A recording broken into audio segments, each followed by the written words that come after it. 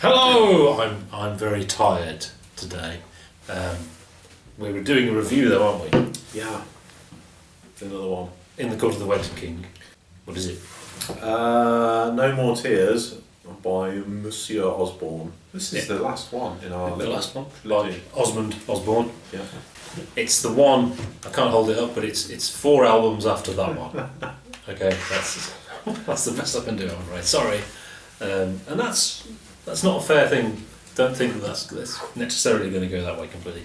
It's interesting how, like I said last week, that those first 2 Ozzy albums that parallel the first 2 Sabbath albums without Ozzy, and also how what happened next. They both released live albums, and the Ozzy one is horrible. I've never understood the appeal. I think it's absolutely horrible. He's got this new guitarist, 80s guitarist, playing Sabbath songs. It's a really horrible album. I hate it. It's talk of the devil. But it basically trounced Sabbath's carefully, painstakingly made, crafted in the studio live album, and screwed them over. And then Dio left, of course, and Sabbath's fortunes went, and Ozzy's fortunes went. And it's interesting how Ozzy and Dio's success was paralleled in that they were both more successful than Sabbath after they left Sabbath.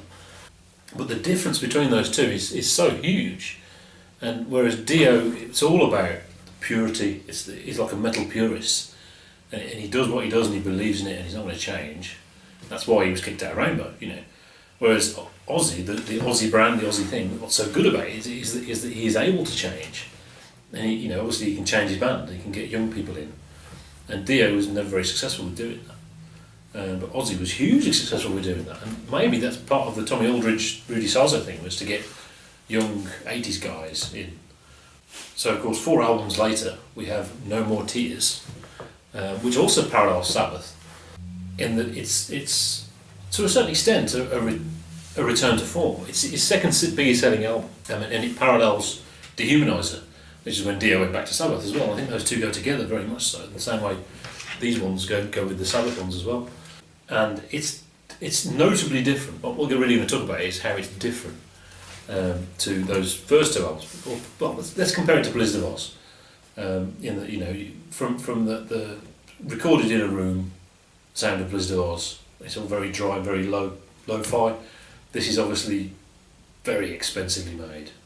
Wall-to-wall sound, and every line of vocal is delivered perfectly and completely unrealistically, and he's obviously done 1 word at a time to get them. And a lot of it is about Zakk Wylde, who is a very different guitarist to Randy Rhoads. Remember, he was a Randy Rhoads fan. It's the first time in his band he's had a fan playing, if you like, And it means the music's a lot simpler. It's much more blues based. But I think that makes it much more Ozzy. These first 2 are Blizzard of Oz albums or Randy Rhoads albums, or even what we call them. There's all the neoclassical stuff going on. And with Zakk Wylde, how many times can you do that bit from Voodoo Child again? And that Jimmy Page lick that he does, the do again. It turns out lots. And he's a lot like Slash, an awful lot like Slash. But even though in a sense it's dumbed down in a sense, it suits Ozzy much better, and his vibrato is wider than anyone else in the world. When he stands on stage, he stands with his legs wider than anyone else in the world. Zakk does it so over the top that it's just ace, and it is all the same, but it's ace. He does it with so much attitude, and that's a huge part of it. It's also the first time, allegedly, that Bob Daisley didn't write the lyrics, actually, and the lyrics are really good. They're very much Ozzy lyrics about himself and things like that. And it's the first time he also got external writers to come in and pay people to write as well, and also Lemmy wrote some songs as well. So there you go, and that's what I thought in 1991. Really, it's a lot more 80s than I remember it though. My memory of it is sounding HD. It is very well recorded, but it is very trebly, isn't it? Very 80s sounding, which surprised me. It needs a remix, actually. I mean, the previous 2 albums have been we've been able to eke out the Ozziness from the album, although obviously a heavy influence from Randy Rhoads. This one, it feels a little bit more like, though it's good, it feels like a fairly good rock album. Pulling out the Ozziness is is a little bit more difficult, I think. Yeah, I mean, where is the Ozzy personality? I mean, you've got the Mom Rom Coming Home, so you've got like another song about his mom. But I think it's about Sharon. Oh, is it? Yeah, strange. Well, it doesn't, that personality doesn't seem to be coming through that much. It's almost like they've buffed Glossed over. Yeah, they've buffed it up so much that they've actually lost the ragged edges that makes the earlier album so much fun, I suppose. Also, we're in, Black Sabbath, they were carving out the groove. They were creating new territory. Whereas Ozzy Osbourne has figured a way of sitting in the groove and staying in the groove. Yeah. There's nothing particularly amazing like this, and everything's so different now with sort of like internet music. An album that's released with say 3 good songs and the rest filler. It just won't cut it anymore because people can download individual tracks. They'll make up their own playlists and stuff like that. Yeah. And this does feel like an old style album now. There's some very good songs on there that are quite iconic. Yeah. But there's also a lot of Yeah, and it's too long. It is a 90s album. Yeah, I mean, there's tracks on there like Zombie Stomp. It feels like the whole album's just that whole song's about the title. Just getting a track on there The whole song with Zombie Stomp on it. It's one of those things where Ozzy's been involved with the start of that. And he's let's make a song called Zombie Stomp. Everyone do the Zombie Stomp, and it's about drugs. So I mean, you're right. There is a lot. What I feel is filler on there. I mean, things like S.I.N and A.V.H, and Time After Time, which is a Cyndi Lauper song. It isn't the Cyndi Lauper song, but it's basically the same anyway, which is very strange. I don't know why he did that, but they sound like Jake E. Lee mid-80s Ozzy songs. So maybe they're in that style. I don't know, but it's too long. Is the problem, and it also seems that it's top heavy as well. In the good songs generally are in the first half. Yeah. And I think that's deliberate. Yeah, it feels very PR industry almost. Not PR industry, but contrived. Yeah, contrived sort of. Yeah. Well, this is the one. Remember when it was so interesting to do Ozzy after David Bowie, because we were talking about the authenticity thing, and Ozzy is supposed to have the real authenticity, and he does as an individual, obviously. But here, it feels like a contrived Ozzy. That's what Ozzy's going to be like. We've decided now that he's actually a bit nicer than that. It does, but I do feel that it's. His preferred style of music is on this album, and you have to compare it to Aerosmith and Guns N' Roses and Bon Jovi even and Def Leppard and that kind of thing, and in that context of that type of music, it's very, very good and very varied. And you think the guitar playing on an Aerosmith album and this far and away is just ace by comparison. It's because he just does it so over the top. It's brilliant. I'm a big Zach Paul fan. I think he's great, and I think he's perfect for Ozzy. Yeah, well, they've had a long career, haven't they, together? So yeah, obviously he's longest running guitarist. The Bob Daisley story. It's interesting. He's not on this one. It's the first one where he didn't write most of the lyrics. We know he actually joined the band properly again at Bark at the Moon, but all the songs were credited to Osbourne. Then he did his Betty Ford Clinic album when he was in the Betty Ford Clinic, and Jake E. Lee and Bob Daisley were making the album for him. And occasionally, apparently, he would break out and go to the pub and get drunk. They'd get him and take him back again. And then he fell out. I think he fell out with Jake E. Lee, or he fell out with Sharon, or something like that. There was some animosity with Jake E. Lee, but before that Betty Ford album came out, he also fell out with Bob Daisley. And although supposedly Bob Daisley had written an awful lot of it, again, this other guy was brought in who wrote Shot in the Dark. Not a great album though. And then Bob Daisley's brought back in again when they get Zach in and they do No Rest for the Wicked, the late 80s one.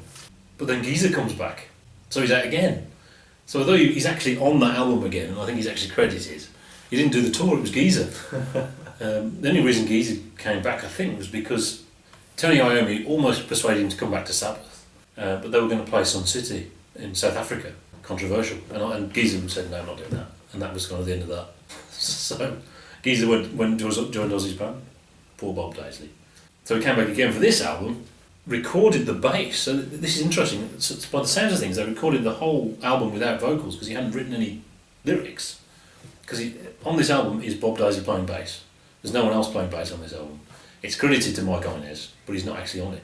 Interestingly, though, Mike Inez wrote the bass part to No More Tears. But supposedly what it was that Bob Daisley said, well, okay, this time I don't want to pay out, I want actual writing credit. And Sharon said, no, that's it, goodbye. I can't imagine what the conversation would have been like. He was like, well, I think you should leave then. What would you, I don't understand. But so strangely after that, the next album, which never happened, was the Steve Vai album with Bob Daisley, again. Writing the album with Bob Daisley. And that was scrapped for Osmosis, which was Geezer again. And that was the end of that. I don't think he came back after that. And I think he continued trying to sue them. They properly fell out. But yeah, this is the point where he started to get in songwriters. Yeah, it kind of feels actually, I mean, the interesting thing about Ozzy Osbourne at this point is starting to shift away from the music, more towards his Ozziness. Yeah, the Ozziness, which is entertaining. Yeah.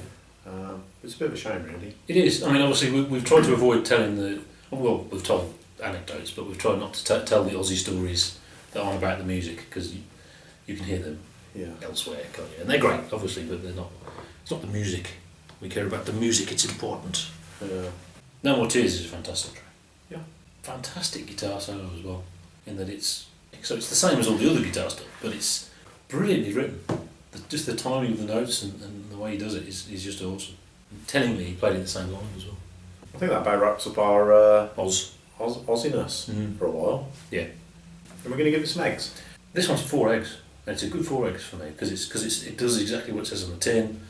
It's a really good album, you can enjoy listening to it, but it's more 80s than I remember. But it's very well written and crafted and all that stuff. It's a better album than Diary of a Madman for me. Whether there's anything as good as the title track of Diary of a Madman isn't really the point as an album, but it's too long. I mean, predictably, I'm going to give it 3 eggs. I don't think... You gave them all 3 eggs, didn't Yeah, I think so, yeah. So is any one better than the other? Probably the first one. Yeah. Is the best one. I mean, this one and the last, they just feel like there's nothing special about the album, It's sort of like Ozzy's managed to get himself together to get some song. That's the amazing thing about it. Yeah. Ozzy's actually, on his own, in a solo career, producing albums. Mm-hmm. That's the amazing, not so much the music itself. Yeah. Obviously, you look at it from a slightly different point of view. You're listening to the guitaring. Yeah. Yeah. So you're looking at Randy Rhoads and Zakk Wylde and seeing how they're different. Yeah. It is interesting how different Blizzard of Oz is to No More Tears, and you can, in a way, you can't really compare them because they're just so different, doing different things. I mean, in the 90s, I would have loved this. That's the thing. At the time, it felt bigger. Yeah. And massively produced. Yeah. An Ozzy album was an exciting thing. Yeah, and it was clear this was a lot of effort had been put into making this really good. Yeah. And the last 2 had been a bit, and it's his second biggest selling album, which is telling, I think. Yeah. Mm-hmm. So, that's that. What are we going to do next week? Oh, we're doing Hawkwind, aren't we?